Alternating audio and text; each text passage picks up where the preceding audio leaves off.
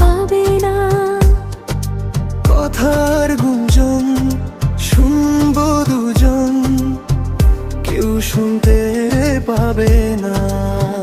যে দেশে রামধনু এঁকে প্রেমীরা কবিতা লেখে, চলো না সেই দেশেতে, কেউ খুঁজে পাবে না। কথার গুঞ্জন শুনবো দুজন, কেউ শুনতে পাবে